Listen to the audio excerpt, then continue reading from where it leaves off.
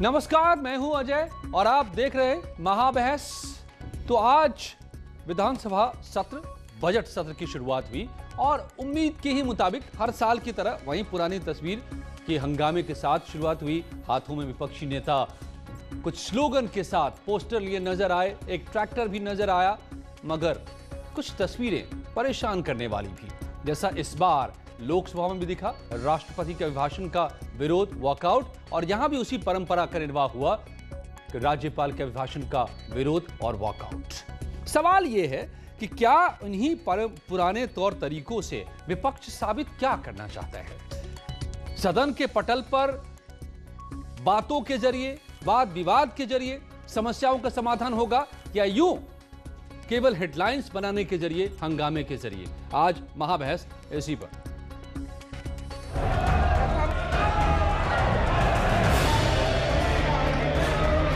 गन्ना एवं चीनी उत्पादन में उत्तर प्रदेश देश में लगातार तीसरी बार प्रथम स्थान पर है। व्यवस्था के नाम पर सदन में अव्यवस्था। उत्तर प्रदेश की महामहिम राज्यपाल जी जब बजट सत्र के अभिभाषण को सदन के सामने प्रस्तुत करने जा रही हैं, एक महिला राज्यपाल हैं, ऐसे समय में जिस प्रकार से बायकॉट किया गया, जिस प्रकार से हंगामा किया गया, मैं उसकी निंदा करता हूं। विपक्ष समय समय पर महिलाओं की बात करते हैं। आज जिस प्रकार से एक महिला राज्यपाल के प्रति जो विपक्ष ने असम्मान प्रदर्शित किया, वो अपने आप में बहुत गैर जिम्मेदाराना रवैया शो करता है। महिला सुरक्षा की बात करेंगे, माननीय का अपमान करेंगे। तो आपके अभिभाषण में तो यही नहीं है, न महंगाई के विषय में कम करने के, न रोजगार देने के लिए है, न महिलाओं को बलात्कार रोकने में कोई चीज है। झूठा और मिथ्या बयान को सरकार के हम लोगों ने महसूस किया कि इसको सुना जाना उचित नहीं है, और उसके कारण हम लोगों ने सदन का बहिर्गमन करने का काम किया। कामकाज का हिसाब, राजनीति बेहिसाब। जब तक किसानों को न्याय नहीं मिलेगा, ये कानून वापस नहीं होंगे, तब तक कांग्रेस पार्टी इसका विरोध करेगी। हम किसानों के संघर्ष में उनके साथ हैं। भारतीय जनता पार्टी सरकार के 4 साल के बजट में उत्तर प्रदेश कुछ नहीं मिला, अगर मिला है तो महंगाई मिली है, भ्रष्टाचार मिला है, महिलाओं के साथ दुराचार मिला है, बेरोजगारी मिली है, उत्तर प्रदेश की घटती विकास दर मिली है। बजट सत्र पर इतना बवाल क्यों? आज महाबहस इसी पर। मेरे साथ जुड़े हुए तमाम मेहमान, आलोक अवस्थी बीजेपी के प्रवक्ता, अनुराग भदौरिया समाजवादी के प्रवक्ता, उमाशंकर पांडे कांग्रेस के प्रवक्ता हैं, धर्मवीर चौधरी साहब बीएसपी के नेता हैं, और विशाल मिश्रा जी राजनीतिक विश्लेषक हैं। स्वागत है आप सभी का। उमाशंकर पांडे जी, मैं आपसे शुरू करता हूं। मुझे कुछ नया नहीं दिखा। मैंने पिछले कई सत्रों को मैं याद कर रहा हूं तो करीब करीब वही सारी बातें नजर आई, लेकिन कई विरोधाभास जरूर नजर आए। राष्ट्रपति और राज्यपाल के पद को हम एक संवैधानिक प्रमुख के पद के तौर पर देखते रहे हैं, माना गया है हमारे संसद में, हमारे संविधान में, मगर अब तो ये हो गया कि वो मान लिया है विपक्ष ने जैसे कि वो सरकार का हिस्सा है। परिवार के मुखिया जो भी बोलें नहीं सुनेंगे हम, क्योंकि वो परिवार की ही बात है। तो क्या नई परंपराएं बन रही हैं, और इनसे जो समस्याएं उठाना चाहिए विपक्ष को, जो उसकी जिम्मेदारी है संवैधानिक, वो उठ पा रही हैं? क्या समाधान निकल पाएगा? क्या देखिए अजय जी, लोकतंत्र में विपक्ष की जो जिम्मेदारी होती है, विपक्ष उसका निर्वहन कर रहा है। कांग्रेस पार्टी एक विपक्ष की भूमिका में हमेशा दिखती है, क्योंकि उसको मैंडेट है विपक्ष की भूमिका निभाने की। और विपक्ष के क्या जिम्मेदारी है, वो ये है कि सरकार, जो गवर्नर का अभिभाषण होता है, वो सरकार का ही लिखा हुआ अभिलेख होता है, जिसमें तमाम गलत सही बातें लिखी जाती हैं, ये हम सब जानते हैं। और उसका विरोध करना जो गलत है, वो फिर एक जिम्मेदार और सतर्क विपक्ष की जिम्मेदारी। तो अलग से पद की क्या जरूरत है जी? नहीं, कांग्रेस तो पुरानी पार्टी है। आजादी से लेकर अब जब तक संविधान हमारा बन रहा था तब भी कांग्रेस थी, और लिखा जा रहा था संविधान जब इसे अंगीकार हमने किया तब भी कांग्रेस ही थी, और तभी ये व्यवस्थाएं बनाई गई थी। क्या अलग से जरूरत थी फिर? अगर सरकार की ही बात करें तो सरकार क्या माना जाए हम कि वो स्पोक्स पर्सन होते हैं, क्या प्रवक्ता होते हैं क्या राष्ट्रपति और राज्यपाल? क्यों जरूरी है फिर अलग से ये पद?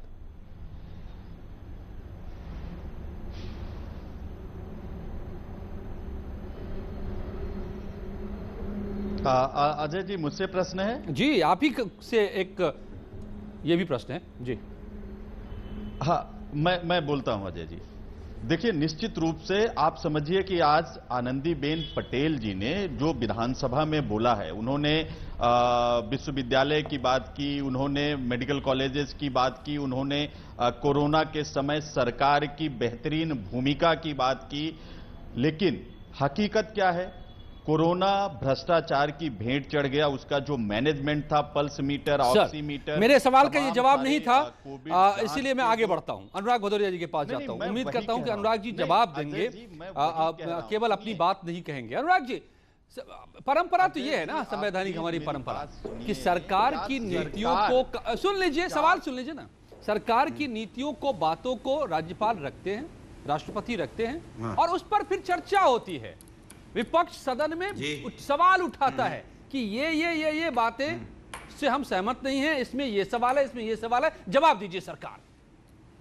लेकिन यहां तो दिखाई देता है कि बैनर लेके खड़े हो गए, भाषण से वॉकआउट कर लिया, हेडलाइंस बन गए, काम खत्म, जनता को कुछ पता नहीं चल पाएगा। देखिए अजय जी, आपने एक बात अभी कही कि भारतीय जनता पार्टी के नेता कह रहे थे, आपकी यहाँ बाइट चल रही थी, बताइए महिला राज्यपाल हैं, उनका सम्मान नहीं कर पा रहे। अरे शर्म से डूब मरो, महिलाओं का नाम लेते हुए। उत्तर प्रदेश में महिलाओं की हालत क्या कर दी आपने? हाथरस की घटना की आग शांत भी नहीं हुई थी, बदायूं की घटना होगी, बदायूं की घटना की आग बुझी भी नहीं थी, तो यहाँ उन्नाव में 3 बच्चियों के साथ वहां पे 2 बच्चियों की हत्या होती है, एक बच्ची हॉस्पिटल में जिंदगी मौत से जूझ रही होती है। आप महिला सम्मान की बात करते हो, महिलाओं पे यहाँ पे आपका रोमियो स्कर्ट पता नहीं कहां चला गया, मिशन शक्ति पता नहीं कहां चला गया। महिलाओं पे लगातार उत्तर प्रदेश में हत्याएं और उनके ऊपर में अत्याचार बढ़ता चला जा रहा है। तो सरकार कहां पे है? सरकार कहां है? महिलाओं की बात करते थे, आप कह रहे थे महिला राज्यपाल है, महिला राज्यपाल होते हुए भी उत्तर प्रदेश के अंदर महिलाओं पे अत्याचार बढ़ गया। सोचिए, ये सरकार कितनी संवेदनशील है, इसका अंदाजा लगाया जा सकता है। ये सरकार महिलाओं पे बात करने के नहीं, महिलाओं पे बात करने का इनको कोई अधिकार नहीं है। जहां तक कि आपके सवाल का जो आपने क्वेश्चन पूछा उसका जवाब दे दूं, उत्तर प्रदेश के अंदर में रोज हेडलाइन बनती है चोरी, डकैती, हत्या, लूट, मार, बलात्कार की। इसके बारे में क्या सरकार बात नहीं करेगी? अच्छी बातें सरकार करना चाहेगी, क्या इसके बारे में बहस नहीं करना चाहेगी? महंगाई से कमर टूट गई है लोगों की, इसके बारे में चर्चा नहीं होगी? किसान यहाँ रोड पे बैठा है, किसान लगातार किसान की मौतें हो रही है, क्या इसके बारे में चर्चा नहीं होगी? मैं यही तो पूछ रहा हूँ यहाँ पे एक असंतोष सर, यही तो मैं पूछ रहा हूँ आपसे, जो आप लोग नहीं बता रहे। धर्मवीर चौधरी, मैं इसलिए धर्मवीर चौधरी के पास जाता हूँ, आपसे भी वो सवाल जवाब नहीं मिले मुझे, सॉरी धर्मवीर चौधरी। ओके, आई कम। आप उत्तर प्रदेश के अंदर में अराजकता का माहौल क्यों पैदा किया है? आप तो कहते हैं उत्तर प्रदेश में अपराध खत्म हो गया, यहाँ तो अपराध चरम सीमा पे है। ओके, अनुराग भदौरिया, धर्मवीर चौधरी, बीएसपी, धर्मवीर चौधरी जी, क्या ये सारे, मैं इन सारे मुद्दों को उठाने का ही काम आपको जनता ने सौंपा है विपक्ष के नाते? आपको विपक्ष में बिठाया ही है, मैंडेट ही आपको दिया है विपक्ष में बैठने का कि आप इन सवालों को उठाएं। लेकिन मेरा सवाल यह है कि क्या आप उठा रहे हैं या सिर्फ हेडलाइन बना रहे हैं? इन तख्तियां लेकर के सदन के भीतर जाते, सुनते सारी बातों को, उसको पॉइंट नोट करते कागज पर, फिर उस पर चर्चा होती आने वाले दिनों में इसी सदन में, फिर उठाते सवाल, सरकार को मजबूर करते जवाब देने के लिए। ये तो आप हेडलाइन बना के चल दिए, बात खत्म। नहीं अजय जी, सरकार को क्या मजबूर करेंगे? आज प्रदेश में त्राही मची हुई है, और जब गवर्नर महोदया, राज्यपाल महोदया सरकार के गलत कामों पर पर्दा डालने का प्रयास करेंगी अपने अभिभाषण में, तो विपक्ष क्या करेगा? आज दलितों के ऊपर प्रदेश में इतने अत्याचार बढ़ गए हैं। ये योगी आदित्यनाथ जी की सरकार जब से आई है, सबसे ज्यादा उत्तर प्रदेश में दलितों के ऊपर अत्याचार हुए हैं। तो इनको इस पर बोलना चाहिए। आज विपक्ष मजबूर हुआ है कि वह विधानसभा से बाहर जाए। आज हाहाकार मचा हुआ है किसानों के रूप में, दलितों के रूप में, महंगाई के रूप में, रोजगार के रूप में। मैं नहीं समझ पा रहा, जवाब नहीं दे पा रही है। मैं नहीं समझ पा रहा हूं, जो आप लोग सदन में कर रहे थे यहां भी वही कर रहे हैं। जो आप लोग सदन में कर रहे थे, आप तो बुजुर्ग नेता हैं। धर्मवीर चौधरी जी, आप तो कद्दावर नेता हैं, पुराने नेता हैं। आप मेरे सवाल को समझ नहीं रहे हैं या समझना नहीं चाह रहे हैं। तीन दलित बच्चियों के साथ में अवानवीय वारदात होती है, ठीक है, 2 बेटियां मारी जाती हैं। सर ये सरकार क्या कर रही है? एक बेटी जो है हॉस्पिटल में जिंदगी मौत से जूझ रही है। ये वही उन्नाव है जहां पर कुलदीप अफसोसनाक है, दरिंदे पैदा होते दुखद हैं, है, परेशान करने वाला है, हिलाने वाला है, क्या कर रहा है? थर्राने वाला है। बेटी बचाओ, इन बेटी खबर बचाओ इस खबर को देखकर मैं भी परेशान हूं, लेकिन आज परेशान प्रदेश इस बात में से हूं क्या हालत कि आप है? सुन लीजिए सर, गवर्नर महोदया को धर्मवीर इस चौधरी पर जी सुन प्रकाश लीजिए डालना चाहिए सर अपने सुन लीजिए अभिभाषण सर में सर कि सुन लीजिए बेटियां सुरक्षित नहीं है। सर सुन लीजिए, वो स्वयं एक महिला है। आप जो बातें कह रहे हैं कि आपको विपक्ष को क्या करना चाहिए, जो मैं आपसे पूछ रहा हूं, बताइए। ये लिखी हुई है सारी चीजें, जाके पढ़ लीजिए क्या प्रक्रिया होती है विधानसभा की कार्यवाही की या संसद के कार्यवाही की, लोकसभा की कार्यवाही की, आलोक अवस्थी। तो क्या अब यही होगा कि सुर्खियां बनेंगी, मुद्दे बने रहेंगे, सुर्खियां बनेंगी, सियासत होगी, लेकिन सवाल जवाब कायदे से होगा नहीं, न सवाल कायदे से पूछे जाएंगे न जवाब कायदे से सामने आ पाएंगे। देखिए विपक्ष की हताशा और निराशा स्पष्ट दिखाई पड़ती है, क्योंकि वो कहीं पर टिक नहीं पा रहे हैं, उनका आधार खत्म हो गया है। आप देखते हैं कि लगातार हार की वजह से चाहे सपा हो, चाहे बसपा हो, चाहे कांग्रेस हो, वो इस तरह की हरकतों में आमादा हो गए जहां पर उनको अपनी बात कहनी चाहिए। विधानसभा उनको एक मंच देता है जहां पर वो चुन के आते हैं, उनके प्रतिनिधि जनता के मतदान से वहां पर आते हैं, वो वहां से भाग रहे हैं क्योंकि उनके पास कहने के लिए कोई शब्द नहीं है।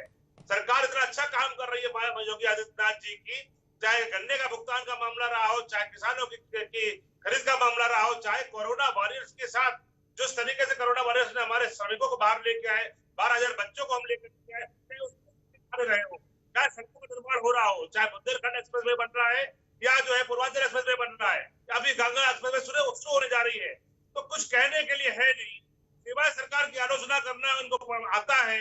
जो मोदी सरकार करे उसकी आलोचना कर दो, जो योगी सरकार करे उसकी आलोचना कर दो। ये सब बन ही रहा है, उद्घाटन कोई नहीं होगा। ये किस तरीके से चुनाव लड़ेंगे, ये दुनिया को सब क्या बन ही रहा है, दिखाएंगे? कहाँ उद्घाटन होगा? 4.5 लाख करोड़ का इन्वेस्टमेंट लेके आए थे, एक इन्वेस्टमेंट समिट की थी, कहाँ लगे 4.5 लाख करोड़? बताओ ना, कहने के लिए हो गया 4.5 लाख करोड़ का इन्वेस्टमेंट समिट हो गई, 4.5 लाख करोड़ लगे 4,000 करोड़ भी नहीं कहीं भी, जिससे कि लोगों को रोजगार मिल रहा हो। और जो काम गिरा रहे हो या तो समाजवादी के काम है, उनका फीता काट रहे हो या काम का नाम बदल रहे हो। और काम किया क्या आपने? कौन सा काम किया जो बता दो ना, जनता के सामने कोई हॉस्पिटल का नाम बता दो, एक आध हॉस्पिटल जो आपने बनाए हो, एक आध यूनिवर्सिटी उसका नाम बता दो, जनता सुन रही है, 2 यूनिवर्सिटी का नाम बता दो। तो सारा और एमआईटी यूनिवर्सिटी का नाम मत लेना, जैसे आपके मंत्री उनका अपमान करना, उनका बहिष्कार करना, उनके बारे में अनर्गल टिप्पणी करना, ये संविधान विरुद्ध है, ये लोकतंत्र विरुद्ध है। तो ये लोकतंत्र के जो ये हत्यारे हैं, जिनको लोकतंत्र सही है नहीं, परिवारवादी पार्टियां हैं, ये अपने परिवार की बात खाली सुनती है, जनता से कोई लेना देना नहीं है। जनता से लेना देना होता तो ये जरूर से विधानसभा सत्र में भाग लेते। विशाल मिश्रा जी, ये भारतीय जनता पार्टी, विशाल मिश्रा जी, आप तो पॉलिटिकल एनालिस्ट हैं, राजनीतिक विश्लेषक हैं, और आज का जो मुद्दा है मुझे लगता है कि मुफीद है, आप इस पर हमें समझाएं। मैं समझना ये चाह रहा हूं कि उन्नाव में अगर बच्चियां मारी गई और पता नहीं अभी तक चल पा रहा है कि किसने मारा, कहा जा रहा है कि जहर डाला गया, किसने जहर दिया, अगर जहर डाला, या फिर क्या हुआ, पेट्रोलियम के दाम आसमान छू रहे, ये भी एक सच है। किसान आंदोलन 85 दिनों से चल रहा है, ये भी एक सच है। लेकिन मेरा सवाल यह है कि सच का जवाब कहां मिलेगा? सड़क पर, तख्तियों में, सुर्खियों में, या सदन के पटल पर? कौन सा वो फोरम बचा रहेगा? देख अजय जी, निसंदेह जो घटना हुई है उन्नाव में वो अति निंदनीय है, इसकी जितनी निंदा जाए कम है। और मैं आशा नहीं, पूर्ण विश्वास है मुझे कि जो भी इसके कल्प्रिट हैं they would be behind the bar. पहली बात। दूसरी बात यह कि जहां तक संसदीय प्रक्रिया की बात है, यह बहुत दुर्भाग्य का विषय है कि यह भारत जिसने लोकतंत्र को जन्म दिया, जहां से लोकतंत्र निकला, अगर हम वैदिक पीरियड की बात करें तो ये जितने यहाँ पे पैनलिस्ट बैठे होंगे और बायकाट करने की बात कर रहे हैं, उनको शायद ज्ञान नहीं होगा कि हमारे यहाँ वैदिक पीरियड में सभा और समिति नाम की संस्थाएं हुआ करती थीं और गण और विदत भी होती थीं, जो कि उत्तर वैदिक काल में समाप्त हो गई। तब जो है राजा का चयन होता था और वहां पर मुद्दों पर चर्चा होती थी। आप चुनकर आए हैं, जनता ने आपको बेशर्मों जैसी बयानबाजी मत करिए, सीधे सीधे लोकतंत्र की बात करिए कि अगर राज्यपाल अभिभाषण सरकार का पढ़ेंगी तो उसका विरोध होगा। आप सुनिए बात, अरे सुन तो लीजिए, अब आप ही बोल लीजिए, पहले आप ही बोल लीजिए। अरे आप अब वैदिक काल की बात करोगे? वैदिक काल की बात करोगे? ये क्या फर्जी बातें कर रहे हो? अरे अब लोकतंत्र की गरिमा, लोकतंत्र की गरिमा का सम्मान है आपको, संसदीय गरिमा का सम्मान है आपको। आपको तो केवल फोटो खिंचाना होता है। नहीं, अपना इतिहास याद करो, हमारा इतिहास छोड़ो। असफल सरकार की प्रशंसा कौन सुनेगा? असफल सरकार की प्रशंसा कौन सुनेगा? असफल सरकार की प्रशंसा। उत्तर प्रदेश में रावण राज्य कायम है और आप चैनलों पर बैठ कर जो है राम राज्य की परिभाषा गठित करेंगे, कौन सुनेगा? उठाते राज्यपाल आज विधानसभा में ये आपकी भूमिका है। आपको अपनी भूमिका का ज्ञान तो है नहीं। और अगर मैंने वैदिक काल से सभा और समिति की आपको पाठ पढ़ाई तो आपको दर्द होने लगता है।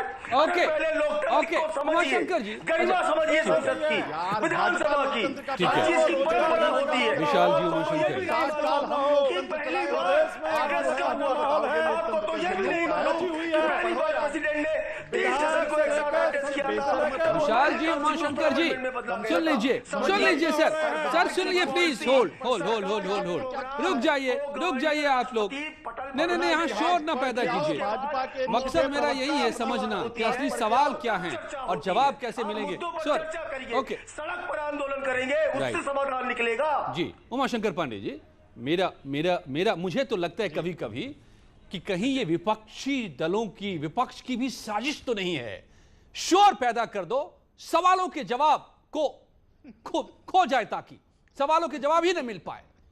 आप शोर के बदले सवाल उठाइए। मैं ये कह रहा हूं, मेरे भी सवाल हैं, जनता के सवाल हैं, और आपको हमने वोट किया है सवाल पूछने के लिए। सरकार से विपक्ष में बिठाया है, तो आप सदन में तो जाइए, सदन की कुर्सी में तो बैठिए, फिर तो आप सवाल पूछ पाएंगे। मेरा यह सीधा सा सवाल है आपसे। जी, आपका बहुत सीधा सा प्रश्न है और बहुत सही सा जवाब है कि पीछे सरकार ने एक दिन में विधानसभा को अनिश्चित काल के लिए बंद कर दिया। किसी बात पर चर्चा होने देते हैं क्या योगी आदित्यनाथ? या आप मोदी जी को देख लीजिए या भाजपा का इतिहास देख लीजिए। एफडीआई के मुद्दे पर इसी भाजपा ने लोकसभा को 13 दिन नहीं चलने दिया था। यह भाजपा का इतिहास है। यह संसदीय परंपरा की बात करेंगे, इनको अपना संसदीय इतिहास पहले देख लें। और स्वयं राज्यपाल आज क्यों लेट पहुंची? मीडिया को वहां पर क्यों नहीं अलाउ किया गया? ये आप बताएंगे क्या? आज अगर राज्यपाल का अभिभाषण हो रहा था, बार फोटो फ्रेम में बने रहने के लिए आंदोलन मत किया। क्या मीडिया को कोरोना हो जाता है और मंत्री और विधायकों को कोरोना नहीं होगा क्या? ये जो तानाशाही रवैया है सरकार का, इस पर जो है बहस होनी चाहिए कि क्या लोकतंत्र तानाशाही में बदल गया है? कुछ भी सरकार कराएगी, सरकार की असफलताओं को राज्यपाल को सौंप दिया जाएगा एक दस्तावेज के रूप में, और राज्यपाल महोदया उस झूठ को पढ़ने के लिए बाध्य होंगी। बातें कर रहे, मेरी समझ नहीं आ रही। अनुराग भदौरिया जी, मैं अनुराग भदौरिया जी चर्चा कर रही है। अनुराग जी, अरे आप कोई भी ठीक है प्लीज। अनुराग जी को लाता हूं मैं, फिर धर्मवीर चौधरी भी जी हैं। अनुराग जी, मैं बस इतनी सी मैं बात कर रहा हूं, इतनी सी बात मैं समझना चाह रहा हूं आपसे कि राज्यपाल ने अभिभाषण पढ़ा। परंपरा में तो यही जानता हूं, संसदीय परंपरा के बारे में जो पढ़ा है हमने नागरिक शास्त्र के किताबों में, कि उस पर फिर चर्चा होती है, पक्ष विपक्ष दोनों बैठते हैं और विपक्ष सवाल पूछते हैं कि आपने ये बातें जो कही हैं अभिभाषण के जरिए, इन बातों में ये खामियां हैं, इसके जवाब दीजिए। तो ये आप लोग क्यों नहीं करते? मुझे कभी नहीं मिलता। किसी सत्र में मैं ढूंढता रह जाता हूं कि कोई सार्थक चर्चा आप लोग करें, सवाल हमारे उठाएं, उसके जवाब हमें दे सरकार से लेकर। अरे सुन लीजिए, मैंने भी अरे सुन तो लीजिए, मैंने भी पॉलिटिकल साइंस में पढ़ा था और राजनीति में जब हमने पढ़ा और जब संविधान को पढ़ा और राजनीतिक किताबें पढ़ी, उसके अंदर में हमने पत्रकारिता की किताबें पढ़ी थी। उसमें लिखा था कि पत्रकार का काम होता है सरकार से सवाल पूछना, विपक्ष से नहीं। आपका सवाल तो विपक्ष से है अजय जी। क्यों आप है? सत्ता से सवाल पूछ क्यों है? क्योंकि विपक्ष सवाल नहीं पूछ रहा है, विपक्ष बहस नहीं होने दे रहा है, विपक्ष सदन का इस्तेमाल नहीं कर रहा है, विपक्ष हमारे मैंडेट को ठुकरा रहा है। इसलिए मैं कह रहा हूं कहीं आप साजिश तो नहीं कर रहे हमारे खिलाफ, जनता के खिलाफ। अनुराग जी, मैं इसलिए सवाल उठा रहा हूं। आप हेडलाइन बनाना चाहते हैं, आप सवालों पर बहस नहीं करने देना चाहते हैं, बहस नहीं करते हैं आप सदन में जाइए, हमारे सवाल उठाइए। मैं ये चाहता हूं आपसे। आप क्या बात करते हैं? सुर्खियां चाहिए आपको, हेडलाइंस चाहिए आपको, आपको मुद्दों से कोई मतलब नहीं, जनता की समस्याओं से कोई मतलब नहीं। क्या आप सदन पे बैठ के पूछिए ना सवाल, बैठ जाइए सदन में धरने पर। आप हम लगा के खड़े होंगे कैमरा। क्या बात करते हैं आलोक अवस्थी, धर्मवीर चौधरी? के पास कुछ सवाल नहीं है। अगर इनके पास सवाल होता और उस भाषण की चर्चा में अपनी बात कहते जो सदन के रिकॉर्ड में आता है। इन्होंने सड़क का रास्ता चुन लिया है, यानी कि ये जानते हैं कि चुनाव जीत के आ नहीं पाएंगे, तो सड़क पर हमको एक साल के बाद जाना ही है। मैं इस सवाल पर आज रुकूंगा। मैं यही सवाल है कि सवाल सही जगह पर क्यों नहीं। धर्मवीर चौधरी जी, आप मुझे लगता है कि मेरी बात समझ रहे हैं। आप बड़े दिनों से आप देख रहे हैं पूरी परंपराओं को, आप सारी परंपराओं को जानते हैं। मैं कह रहा हूं कि आप सीढ़ी पर बैठकर, गेट पर बैठकर, फोटो खिंचवाकर, हेडलाइंस बनवाकर सदन के रिकॉर्ड में ला पाए क्या कुछ भी? इससे क्या सदन के रिकॉर्ड में कुछ आ पाएगा? फिर देखिए अजय जी, ये सरकार दलितों पर, माइनॉरिटीज पर, ओबीसी पर जो अत्याचार पे अत्याचार कर रही है, हमारे विधायकों ने, सम्मानित विधायकों ने हाथ में यही तख्ती ले रखी थी। सरकार इस पर जवाब दे। आज सरकार जो है इन तख्तियों से हेडलाइन तो बन गए, सुर्खियां तो दिख गई, टीवी पर तो चल गए ये तस्वीरें, लेकिन सदन के रिकॉर्ड में आया क्या? जहां सरकार जवाबदेह है, सरकार सदन के प्रति जवाबदेह होती है, वो 2 बेटियां मारी गई, वहां हिसाब किताब होता है। नहीं दे पाएगी। आप जो है सरकार का पक्ष ना लें, उल्टा सरकार से सवाल करें। आप हमारा पक्ष लें, जनता का पक्ष लें। मैं आपसे ये उम्मीद करता हूं विपक्ष जनता के सवाल को उठाए, सही जगह पर, सही तरीके से जवाब ले सरकार से।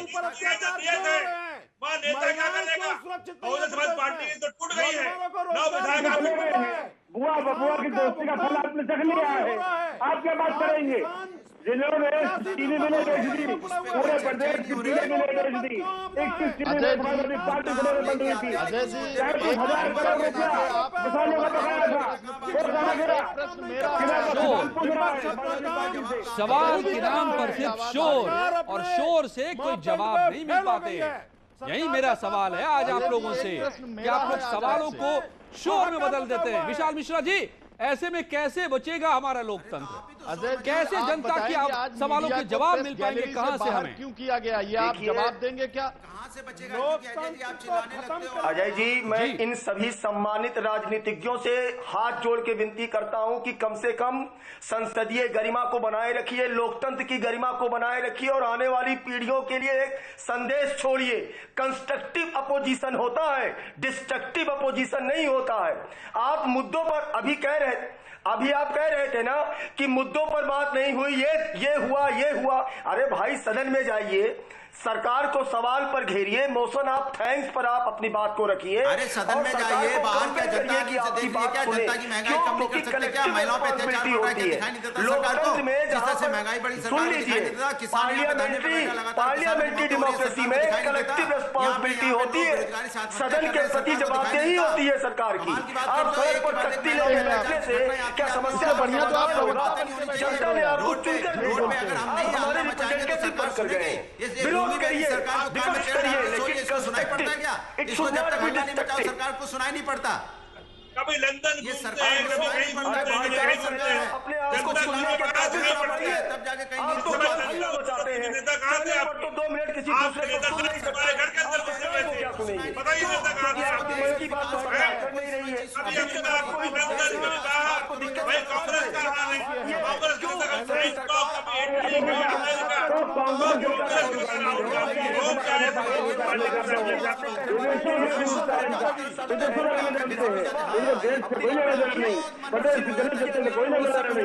ऐसे लोगों के ऊपर जनता का विश्वास करेगी। आलोक अवस्थी से अब मेरा सवाल सुन लीजिए, सभी लोग सुन लीजिए। आपके सबके सवालों के जवाब जो आप लोग नहीं ले पा रहे, मैं लेता हूं। सत्ताधारी पार्टी से हैं आलोक अवस्थी। आलोक जी, सबके लिए सुर्खियां बन गई, अखबारों में छप के जाएंगे कल, सब टीवी पर सबकी तस्वीरें चल गई। जो इनका काम था वो ना करके अपने हेडलाइंस उन्होंने बना लिए। अब मैं जनता की तरफ से आपसे पूछता हूं कि इन सवालों के जवाब मिलेंगे क्या? कल सरकार खड़ी होगी, बताएगी कि उन्नाव में क्यों मारी जाती है बेटियां, बताएगी कि कब तक आसमान छूते रहेंगे ये दाम? देखिए अजय जी, जो बेटियां की जो डेथ हुई है बहुत दुर्भाग्यपूर्ण है। उसमें पोस्टमार्टम रिपोर्ट आई है, जहर की पुष्टि हुई है और पोस्टमार्टम रिपोर्ट अभी पुलिस उसकी व्याख्या वो कर रही है, सामने आएगा। दुर्भाग्यपूर्ण, जो एक बेटी है उसको बचाना हमारा कर्तव्य है। सरकार उसका पूरा खर्चा उठा रही है।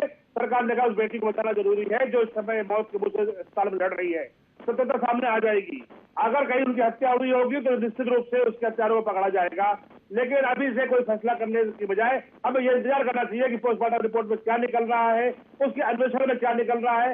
6 टीमें पुलिस की लगाई गई हैं, वो बराबर जांच कर रही है। हम उस व्यक्ति के साथ अन्याय नहीं होने देंगे। दूसरी बात, इनसे पूछिए समाजवादी पार्टी से गन्ना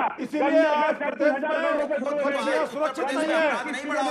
इसके मतलब 21 चीनी मिलें क्यों बंद हो गई थी? 21 चीनी मिलें क्यों नहीं चलाई गई? हमारे सरकार ने 4 चीनी मिलों को चला दिया है, बाकी चीनी मिलें चलाई जा रही है। इनसे पूछिए, सबसे बड़ा गन्ना उत्पादक देश, सबसे बड़ा चीनी उत्पादक प्रदेश। अरे अनुराग जी, अब तो जवाब मांग रहा हूँ, जवाब दे रही है सरकार, वो तो सुन लीजिए। उससे जवाब कम से कम जवाब तो आने दीजिए। आप न ला पाए जवाब, हमारे जरिए ही जवाब तो आ पाए। किसानों की मौतें हो गई और आप बैठ के आप तो रटी रटाई लाइनें हर रोज एक ही लाइनें बोलते हैं। चीनी मिले बैंक से भाग गए, सरकारी माल लूट के भाग गए, जो गजरा मिला उसको लूट के भाग गए।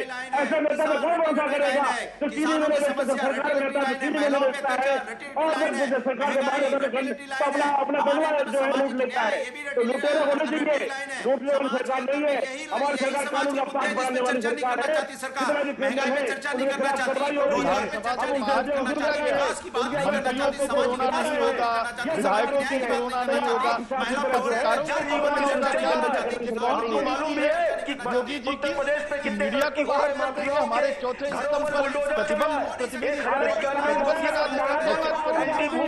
ओके, ठीक है, ठीक है सर, धन्यवाद, धन्यवाद।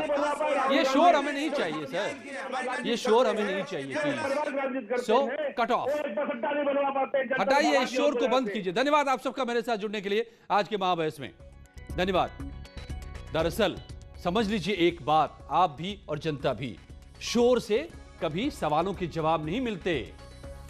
और सवाल और जवाब लोकतंत्र में हमारी धमनी और शिराओं की तरह होते हैं, जिसकी बदौलत सारा शरीर चलता रहता है, हम जीवित रहते हैं। लोकतंत्र जीवित रहता है इन सवालों और जवाबों से। मगर कई बार लगता है कि विपक्ष सिर्फ शोर मचाकर अगर निकल जाए, इसका मतलब वो सरकार की साजिश में तो शामिल नहीं, ताकि सरकार को जवाब न देना पड़े। सोचिए विपक्ष, सवालों के हमें जवाब चाहिए, शोर नहीं। धन्यवाद आप सबका मेरे साथ जुड़ने के लिए और